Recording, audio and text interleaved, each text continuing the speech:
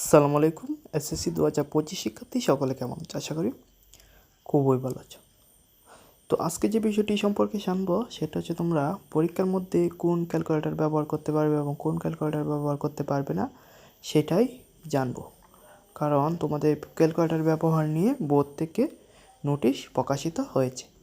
তো কোন ক্যালকুলেটর ব্যবহার করতে পারবে, কোনটা ব্যবহার করতে পারবে না সেটাই আজকে জানবো। তার আগে তোমাদের কাছে একটা রিকোয়েস্ট, তোমরা অবশ্যই চ্যানেলটা সাবস্ক্রাইব করে দিবা। তাহলে চলো দেরি না করে ভিডিওটি শুরু করা যাক। তো তোমাদের বোর্ড থেকে ইতিমধ্যে প্রকাশিত হয়েছে, তোমরা খেয়াল করলে দেখতে পাবা 10 নম্বরে একটি তথ্য দেওয়া আছে। সেখানে লেখা হয়েছে যে পরীক্ষার্থীগণ পরীক্ষার সাধারণ সায়েন্টিফিক ক্যালকুলেটর ব্যবহার করতে পারবে। তো তোমাদের সাধারণ যে সায়েন্টিফিক ক্যালকুলেটর আছে সেটাই তোমরা ব্যবহার করতে পারবে নিশ্চিন্তে। আর বাকি যে ক্যালকুলেটরগুলো ওগুলা সায়েন্টিফিক ছাড়া সাধারণ যেগুলা ডাইরেক্টলি অঙ্ক করা যায় ক্যালকুলেটরগুলো আছে এগুলা তোমরা ব্যবহার করতে পারবে না, শুধুমাত্র সাধারণ সায়েন্টিফিক ক্যালকুলেটর ব্যবহার করতে পারবে।